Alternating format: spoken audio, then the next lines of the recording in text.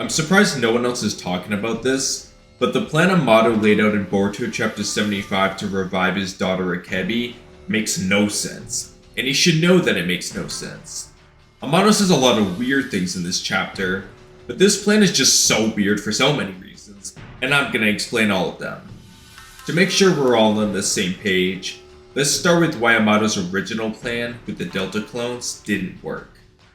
Even though Amado made a new body with the same appearance and DNA as Akebi, and he added Akebi's memories and the data aggregate to that clone so it also had her memories, the clone was still a different person from Akebi, and that's because people's personalities are just unique and Amado was never able to summon Akebi's soul from the Pure Land back to the world of the living inside the clone's body.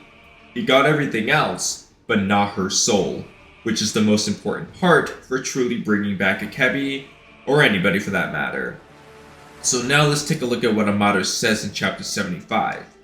He says, I added Akebi's data to Kawaki's reconstructed karma. All Kawaki has to do is implant karma into a new cloned body that I'll prepare. That should be enough to revive Akebi. the data Amado speaks of is either Akebi's DNA, her memories, or both, since that's all he had to begin with. So now we should start talking about everything that's wrong with this plan. Things that Amado should know are wrong about it. First of all, when an Otsutsuki places a karma seal on someone, they compress their own genetic information and chakra and inject them into a vessel. If Kawaki places a karma seal on a Delta clone, it's Kawaki's karma seal that Delta is getting, not an Akebi karma seal.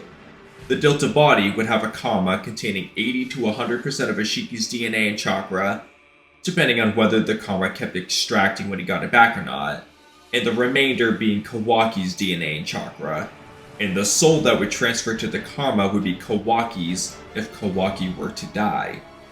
This would not bring Akebi back. Now, if Amado meant to do something like with Jigen and use the test tubes and stuff, and try transferring Kawaki's current karma seal onto a Delta body so that the Delta body gets Akebi's data inside a karma seal, that could maybe work better, but that's not really what Amado says the plan is, and there's still problems to it that I'll get into later. Another option would be that Amado added Akebi's data to Kawaki's karma seal so that it will overwrite Kawaki's body, and Kawaki needs to implant karma in a Delta body so that Kawaki can then resurrect inside Delta so that he doesn't die. So basically Akebi takes Kawaki's body, and Kawaki takes the Delta body. That actually seems like a more logical plan, but it means he's hiding some major ass details, which is nothing new to be fair. But it also runs into the same problem that I alluded to earlier.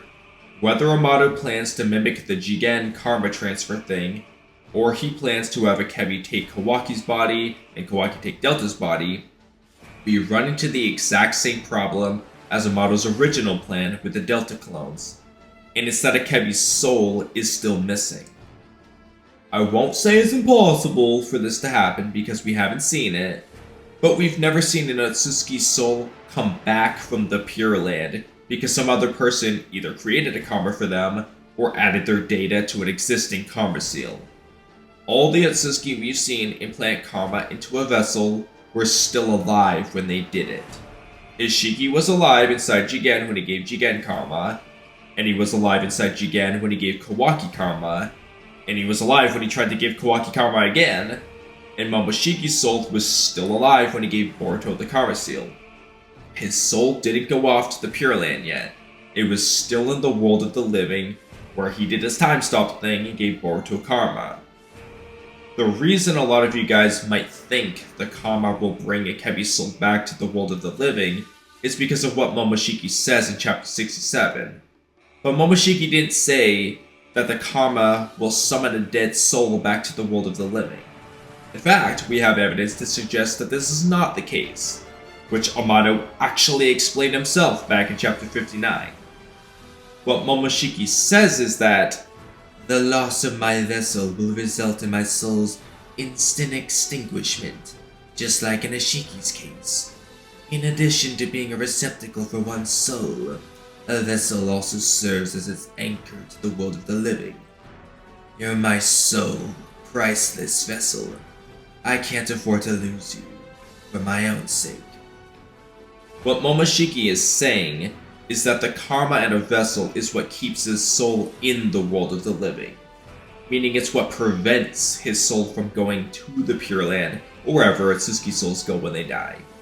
Not that it summons their souls back if their souls do leave the world of the living. He implies that it's too late at that point, like in the case of Ashiki. The karma is essentially a way of preserving an Atsuki's soul while resurrecting their bodies, just like with Orochimaru and his curse marks. After Itachi stopped Kabuto's reanimation jutsu, Orochimaru explained that he was watching from inside Uncle the whole time, even after Itachi sealed Orochimaru in the Totsuka blade, and that's because he secured Senjutsu chakra in his curse marks, making them like pieces of his consciousness. This is what keeps Orochimaru's soul lingering around in the world of the living, even when his body is killed or sealed away, allowing him to still be resurrected. The process is a little different than with the Karma Seal, but the concept is the same. Orochimaru and the Atsuki both mastered a way of preserving their consciousness and resurrecting their bodies using a vessel.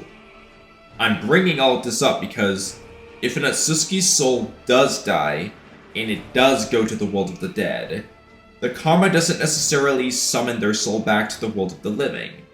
In fact, Amado in Chapter 59 basically says in 3 different ways that it won't summon their soul back, as he says to Kawaki, "So take it for yourself, especially since Ashiki is gone for good. Brand new power, in the form of karma that's purely a weapon." Or when Amado was explaining to Sumire why Kawaki should take his karma seal back, he says, "Meanwhile, Ashiki's lifespan runs out and his soul is extinguished. Do you see it now? Even though it has no door, the house still exists." And later on he says, "And since Ashiki is no more, there's no downside to Kawaki having a karma again." He kept saying Ashiki's soul is gone, so it doesn't matter if Amado reconstructs Ashiki's karma seal on Kawaki. Ashiki will still stay dead. That was Amado's point to Kawaki and Sumire, that reconstructing Kawaki's karma seal wasn't gonna bring Ashiki's soul back. Now, in fairness, I have questioned whether that was true or not in the past, because Kawaki's karma seal contains Ashiki's chakra, and chakra has been used to transfer consciousnesses in the past with the Tail Beast talking to Naruto, Orochimaru and his curse marks, Minato and Kushina talking to Naruto, Kaguya's resurrection, Hagoromo floating around and giving power-ups to Naruto and Sasuke, and so on. So it remained possible that this would bring Ashiki's soul back, but I realize now that a key difference between this situation and the past ones would be that everyone who transferred their consciousness with chakra all did so before their souls left the world of the living. Minato put his and Kushina's chakra inside Naruto before they died. The Tail Beasts were alive and they shared their chakra with Naruto. Orochimaru put the curse mark on Anko while he was still alive. Kaguya pooped out Black Zetsu before she got sealed by Hagoromo and Hamura, and Black Zetsu may have been Kaguya's anchor to the world of the living since he's her will incarnate. Hagoromo's soul just never went to the Pure Land and stayed lingering around on Earth for whatever reason, and so on. Whereas for Ashiki, his soul was supposed to have been dead and gone before Kawaki's karma was reconstructed. And as a small side note, I still think Ashiki pulled a fast one and never died in the first place, as I talked about in a few previous videos that you should watch after this one. But Amado reconstructing Kawaki's karma seal might actually allow Ashiki to transfer his soul to Kawaki's body and resurrect in it if Ashiki's main body were to finally die. But anyway, all the characters in the story think Ashiki died, including Amado, so we should look at this from Amado's perspective. He thinks that Ashiki is dead, and so reconstructing Kawaki's karma won't bring Ashiki's soul back. And Momoshiki seems to think the same way, since he literally fought Kawaki using the karma seal again, and then later talked about Ashiki's soul being extinguished. So if Kawaki reacquiring Ishiki's Karma Seal wouldn't bring back Ishiki's soul. The exact same thing would apply to Akebi. Putting Akebi's data in Kawaki's Karma Seal and having Kawaki implant a Karma on Delta isn't gonna magically bring Akebi's soul back from the land of the dead. Just like reconstructing Ishiki's Karma Seal wasn't gonna bring Ishiki's soul back. Amado's supposed plan here literally goes against Amado's own logic from not that long ago in the story. Why would he think this wouldn't revive Ishiki, but somehow it's magically gonna work for Akebi? I don't know. I don't know why. There are many things I don't know. It's contradictory, and it makes no sense. Either it would bring back both Ishiki and Akebi's souls, or it would bring neither of them back. And based on Amado and Momoshiki's dialogue, it would bring neither of them back. So regardless of whether Amado tries mimicking the Jigen Karma transfer, or having Akebi take over Kawaki's body and whatnot, the most that would happen is a body gets overwritten by Akebi's data and chakra, and there's still no Akebi's soul, so it's basically a clone of Akebi all over again. It's either gonna make Delta just another Delta, or it's gonna give Kawaki Akebi's DNA and chakra and make him weaker. It's not gonna revive Akebi. And I've literally been giving this plan the benefit of the doubt this whole time here because Kawaki's Karma Seal clearly still has Ishiki's chakra in it because it still makes him grow Ishiki's horn, and he's now able to use Ishiki's eye and his abilities, which he could not do in the past before he got his reconstructed karma, and it gives him an insane power amp. Akebi's chakra wouldn't make Kawaki that strong, or help him use Ishiki's power, unless you mean to tell me that this girl who probably wasn't even a ninja is as strong as Ishiki and had the exact same eye and horn as him. Probably not the case. Which means this reconstructed karma didn't erase all the Ishiki components to it to turn it into an Akebi Karma Seal. It's literally just Ishiki's karma again, but with Akebi's data thrown in there. So I don't see how this could work even if it did summon both of their souls back from the land of the dead. It's mostly Ishiki inside that Karma Seal, not Akebi. Akebi's not gonna beat up Ishiki's soul and take control or something like that. Furthermore, Akebi's not even the one who compressed her genetic information and chakra to create a Karma Seal. Amado just took her DNA and a data aggregate of her memories and threw it into another person's Karma Seal. So why would this even work the same way as a regular Karma Seal would to begin with? I don't know. I don't have an answer. I've literally offered alternatives for how Amado could have meant for this plan to work, and none of them make sense. And like I said earlier, what Amado actually says is that Kawaki just needs to implant karma in a cloned body he prepares, which is just going to give that body a Kawaki Karma Seal.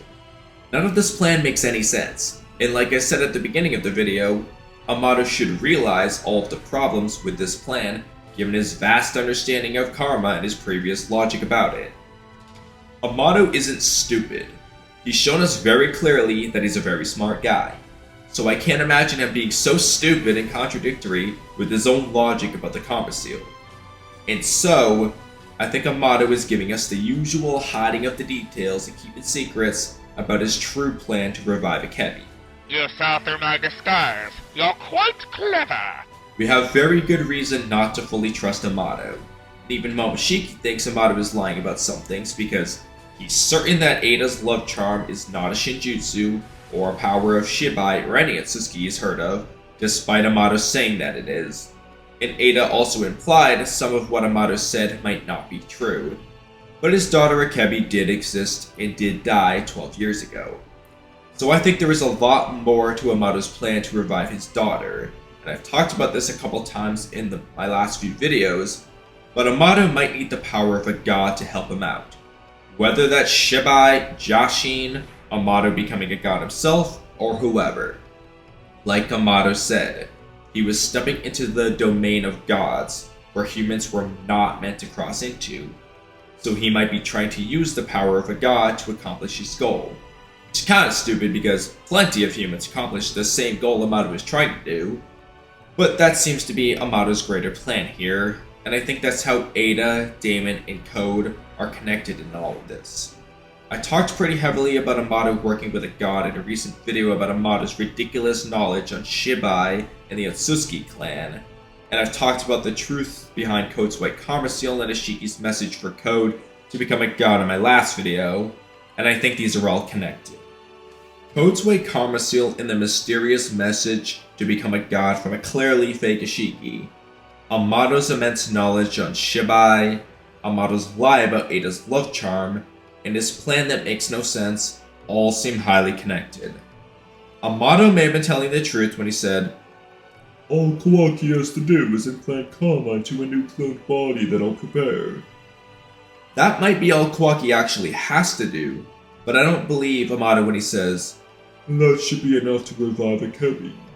that might be enough as far as Kawaki's role goes, but that alone won't do the trick. There's definitely more that needs to happen behind the scenes, and you'd still have to question why Amado gave Ada her love charm ability if that was truly the case. If all Amado needed was somebody with a karma seal from an Atsuki whose soul was already extinguished, then why would Amado have even needed to modify Code, Ada, and Damon the way he did? Amado wasn't trying to take Jigen down before Kawaki got his karma seal, and Amado already modified Ada and Damon, and Jigen already ordered their disposal before Code and Kawaki even came to Kara, which is why they didn't know about them, or in Code's case, he only heard one thing about Ada. Amado had something in mind for Ada and Damon before he even found a kid with Ishiki's karma seal, and that could have been part of a deal with the god like I proposed before, where Code just took Ada and Damon's place, or perhaps it was for something else entirely. Either way, this can't be all there is to Amado's plan, and I think you agree with me by now. I'd like to talk more about the full extent of Amado's plan and all the stuff with Shibai, Code, Ada, and Damon, and any other Atsuki in upcoming videos. And if you haven't watched my last two videos about Code's white karma seal and Amado's Atsuki knowledge, I recommend watching them or re-watching them after having seen this video for more context, and I'll leave it in the end credits for you. But I want to know what you guys think. Do you agree with me that the plan Amado laid out in Chapter 75 just doesn't make sense and is bound to fail if it's actually all Amado is planning to do?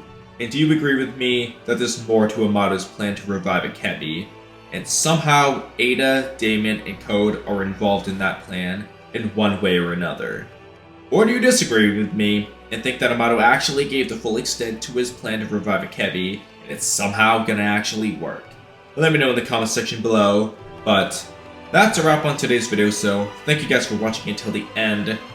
Don't forget to subscribe, leave a comment, like the video, and hit the bell icon for notifications. Have a great rest of your day, and we'll catch you guys next time. Bye!